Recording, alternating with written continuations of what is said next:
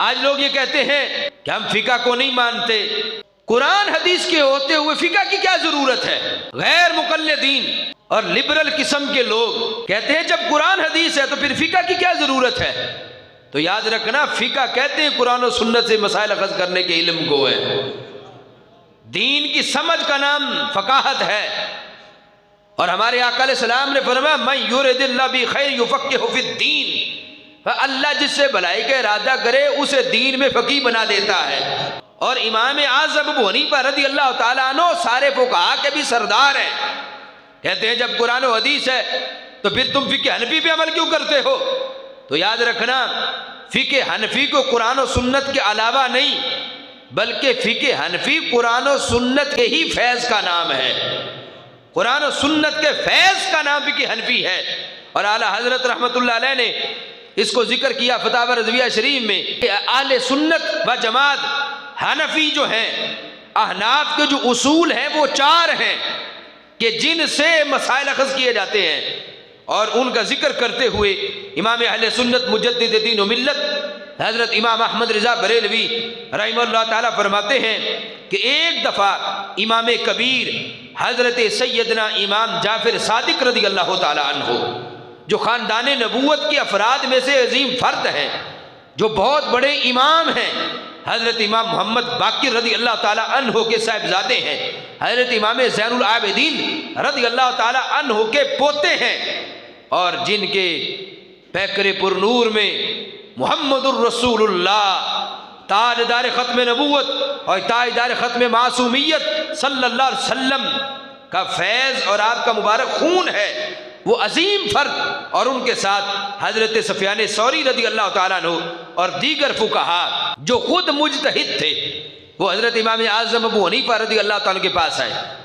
اور حضرت امام جعفر صادق رضی اللہ تعالیٰ عنہ نے کہا کہ ہمیں اطلاع ملی ہے کہ آپ شریعت کے مسائل میں بہت زیادہ قیاس سے کام لیتے ہیں۔ تو حضرت امام صاحب نے وضاحت کی، آپ نے فرمایا جس وقت کوئی مسئلہ آتا ہے تو میں سب سے پہلے اس کو قرآن پہ پیش کرتا ہوں، اگر اس کا جواب قرآن میں ہو تو ہم اس کو اختیار کرتے ہیں،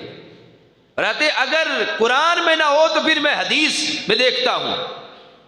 کہتے اگر حدیث میں نہ ہو پھر اقوال صحابہ کرام علیہ مردمان پر جب ان سب میں کوئی مسئلہ نہ ہو، چوتھے نمبر پر پھر میں قیاس کرتا ہوں۔ پتہ چلا فقہ حنفی کے 4 اصول ہیں۔ فقہ حنفی کے کتنے اصول ہیں؟ 4۔ لوگوں نے غلط پروپوگنڈا کیا، یہ قرآن و حدیث کے مقابلے میں بھی فقہ حنفی کو مانتے ہیں۔ میں نے کہا بتا فقہ حنفی کیا ہے؟ فقہ حنفی قرآن و حدیث پر عمل کا نام ہے، قرآن و حدیث کا دوسرا نام فقہ حنفی ہے، قرآن و حدیث کے فیض کا نام فقہ حنفی ہے کہ ہمارا پہلا اصول قرآن ہے، پھر سنت ہے سرکار معظم صلی اللہ علیہ وسلم کی، پھر اجماع صحابہ ہے، اور پھر چوتھا درجہ اجتہاد کا ہے۔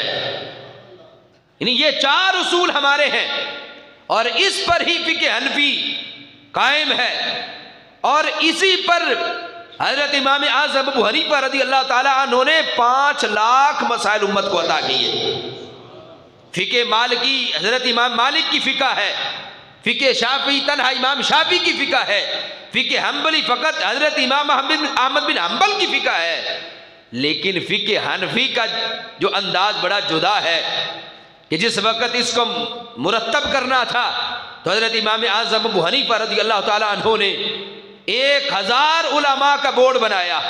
اور 1000 میں 40 مجتہد تھے، اور ان میں بڑے بڑے حدیث کے امام، تفسیر کے امام، لغت کے امام، بڑے بڑے صوفیاء، حضرت فضیل بن عیاض، حضرت داؤد طائی جیسے صوفی لوگ، اور وہ ہستیاں جن سے آگے امام بخاری مسلم نے پڑھا، وہ ہستیاں اس بورڈ میں تھیں، اور جب مسئلہ آتا تو ہر مسئلے پر بحث ہوتی، جس پر سب کا اجماع ہو جاتا اس کو پھر لکھا جاتا تھا۔ یعنی یہ شان فقط فقہ حنفی کی ہے کہ جس کو ترتیب دینے میں بھی 1000 علماء کا اجتماع منعقد کیا گیا تھا، اور کئی مسائل پر مہینوں بحث ہوتی، اور قرآن و حدیث سے جو مسئلہ اخذ ہوتا اس کو لکھا جاتا۔